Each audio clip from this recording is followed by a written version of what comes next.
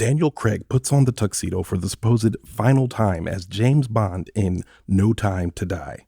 Filmed in 2019, this fifth outing for Craig's Bond was yet another casualty of the global pandemic. The film sees Bond being recruited by the CIA after being retired from MI6 as the fate of the world once again hangs in the balance. I'm Ronald Young Jr., and I'm leaving the theater.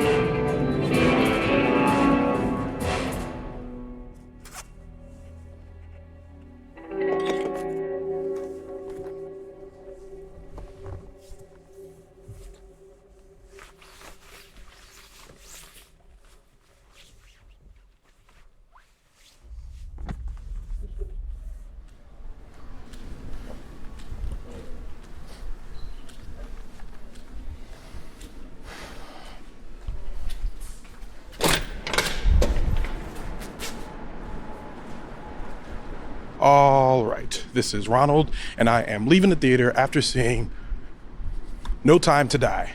No Time to Die, directed by Cory, Joji, Fukunaga, written by Neal, Purvis, Robert Wade, Cary, Joji, Fukunaga. It's Cary, Joji, Fukunaga, and Phoebe Waller-Bridge.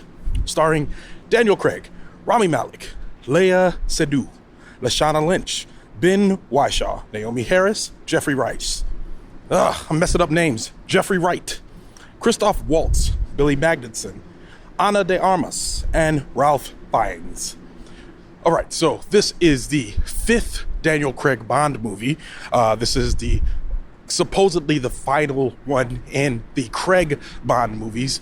I've seen every one of the Craig Bond movies. I've seen them in real time.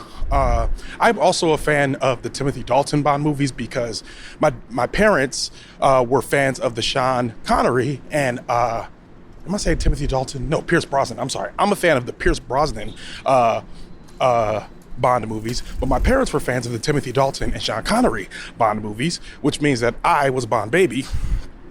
Therefore, I grew up on Bond. So when the Pierce Brosnan ones came out, I was on board with those. And when these Daniel Craig ones came out, they came out when I was coming of age. So these movies came out when I want to say I was a junior in college when when Casino Royale came out. So in a ways, like most of my adulthood has been watching these grown-up Bond movies. My favorite of the five, including this one, is Skyfall. However, and I've never spoiled my own my own critique before, but this is number two. If Skyfall is number one, this is number two. Casino Royale is number three. I do not rank the other two because I do not think they were that good. I did not like Quantum of Solace. Spectre was better than Quantum of Solace, but I did not like Quantum of Solace. This was a good movie. I really liked it. I think I'm going to, I don't know. I don't want to get into arguments with people about this, but a lot of things about this movie that I liked were that it was not a typical Bond movie. They really, in terms of characters, they care about characters. And if you watch, I would advise you to watch the other four movies before coming into this because they are talking about stuff that happens as far back as Casino Royale. The name Vesper Lind is going to come up. So if you don't remember who that is, go back and watch Casino Royale. All of Spectre has come up. So make sure you watch Spectre. Make sure you watch Skyfall. Make sure you watched all of them, honestly, because they're all going to come to kind of a head in this movie. And not necessarily a head as much. There's going to be a bunch of touch points about about all of those in this movie. And that's not a spoiler. It's just continuing the story that we've known in the other ones. I mean, Spectre was really the movie that kind of brought all the rest of them together. If you saw that, this is just continuing that story. It's good, and it's not a typical Bond movie. Like, typical Bond movie just feels like there's a separation between Bond and us. It feels like it's almost like too slick, too cool for us to cope with. Like, it does a lot of the things. It does a lot of things sometimes, like movie-wise, or it's almost like sometimes Bond, it has a sense of separation from the audience. You don't know too much about him, any of that stuff. Well, with these 5 Bond movies, we spent a lot of time actually getting to know Bond. We learned that he's an orphan. We go to his parents' house in Skyfall. Like, there's so many little things. We watch him fall in love like a couple of times. And in this one, they really open up the character, but they don't just open up the character of James Bond. They open up the character of everybody around him. Like, we get more Moneypenny. We get more Q. We get more of the new 007, which if you watch the previews and or did any research coming to this movie, this is something that's already a known fact that there is a new 007 in this movie, because technically James Bond starts off this film very retired. You know what? And I'm sorry. I hope y'all watch this before you got this, because I'm gonna slip and tell spoilers, and I'm gonna try to do no major ones, but just make sure you watch. I mean, make sure you if you're this far and you're like, oh no, Ron's about to ruin this, just be careful, because I'm not gonna try not to, but I might. I'm very excited about this movie. So yeah, it's good. It moves along. At some point, it just feels like it's like all the actors, including Daniel Craig, all took a sigh of relief and just decided to like kind of drop the mask and to be like, all right, hey, it's James Bond, but he's a human. He's a human in this movie. He's not like a one man. He's still a one man army, but in a lot of ways, he's just the humanity of Bond really comes through. And it was something that I didn't know that I wanted. And it was something I didn't even know that I needed, but I very much enjoyed seeing it kind of unfold on screen. Let's see, pulling up my notes here. Cold open, brilliant. I mean, the cold open is like, it's like, I thought that cold open. So the movie is 2 hours and 43 minutes long. And at one point in the movie, I was like, okay, this movie's kind of getting kind of long. And it was almost like the movie heard me. It was like, nah, hold on. And then as soon as I'm like, it's starting to wear on me, the movie takes another shift. Like, the first 2 acts of this movie, like I would say maybe the first like hour and a half, it is very tightly told storytelling. They're just escalating things as they go. They're bringing in characters. They're like, discussing things. The plots are all coming together. If anything, this kind of like, if you're a Bond fan and you like the other movies, they come together in this one. So it felt a lot like watching Infinity War, where it's like, we're not going to give you a bunch of background. Y'all better have watched the other movies. This is the 5th one. Like, get in here and watch this movie. And they did a good job of that. And it made me, like, it just made me trust them more as it went on. This is Cary, Joji, Fukuyama. I don't want to mess up this man's name. Here goes the train. Hold on. I'll fix it. Fukunaga. All right, this is Cary Joji's Fukunaga's first Bond film, and he did a great job. I mean, his other movies were Beast of No Nation. I don't remember what his other ones was, but he's normally these new Bonds, they were lauded when they first came out in Casino Royale, because they were like, oh, it's so realistic. They're doing the real hand-to-hand combat fighting. He's like a real spy. It's not like when the Pierce Brosnan, by the time they got to the end, he was doing weird stuff like adjusting his tie underwater and all that other stuff. And as a kid, I mean, I started to think, like, when we got to World Is Not Enough and Madonna showing up, that it was getting kind of corny.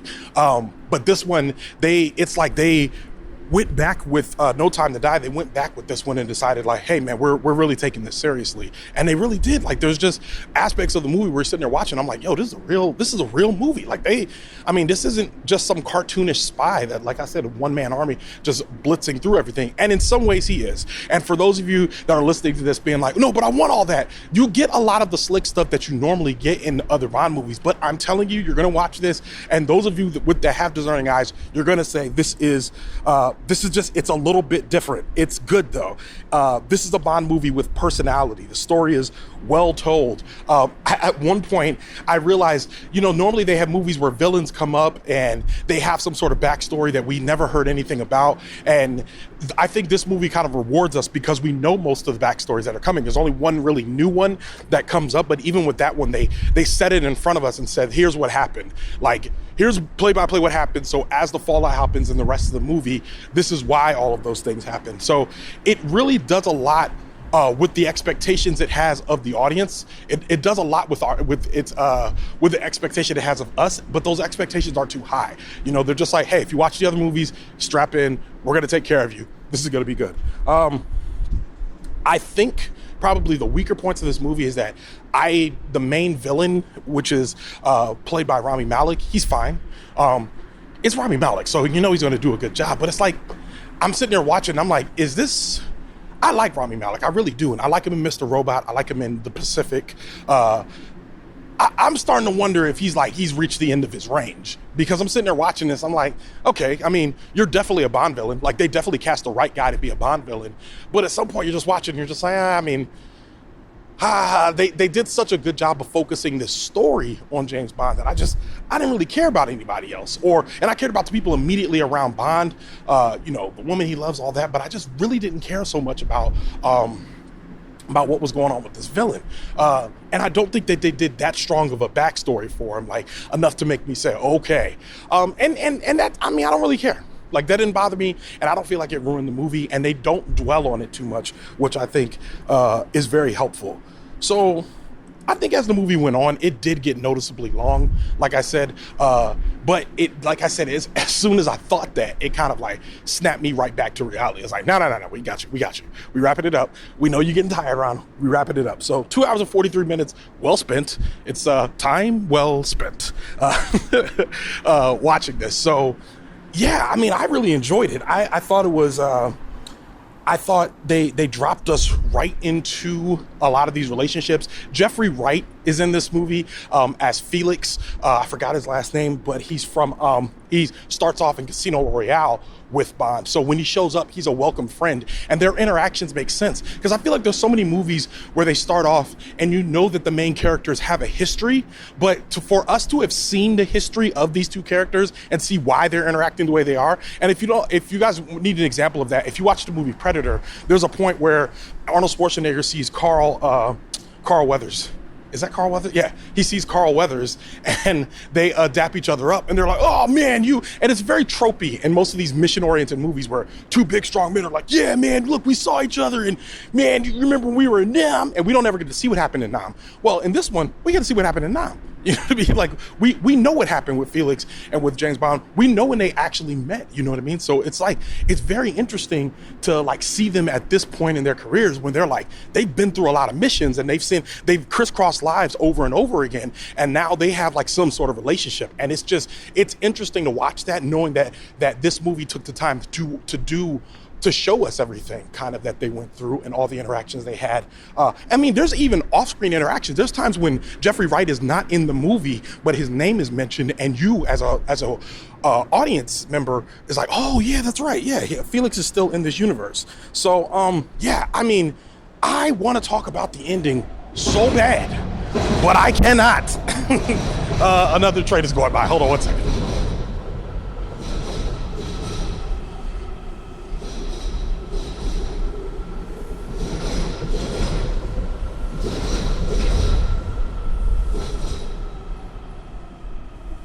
All right, I want to talk about the movie so very bad, but I cannot. I can't do it because it's like too, yeah, I can't do it. All I know is I'm excited about the future of this franchise. I'm excited about what they do next with it. They did an excellent job with this one. This is worth watching. This one, if you are vaxxed, if you're ready to go, like if you want to spend some time in the theater, 2 hours, 43 minutes, get the kids a babysitter, get on out there. I mean, you could bring the kids, but I don't know if you want to wrangle them in the middle of a global pandemic. But yeah, this is very good. 4 stars, 4 or 5 stars, a solid 4 stars.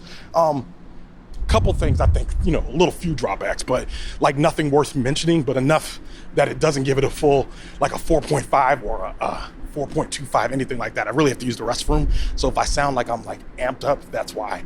So yeah, excellent movie. 4 or 5 stars. Check it out. And with that, Leaving the Theater is a production of ohitsBigRon Studios. Theme music by the mysterious Breakmaster Cylinder. To find out more about this show and other ohitsBigRon Studios shows, follow me on Twitter and Instagram at ohitsBigRon. That's at ohitsBigron. If you like this show, I host another show on the Pushkin Podcast Network, Pushkin Industries, called Solvable. Check that out wherever you listen. Leaving the Theater will be back soon. Thanks for listening.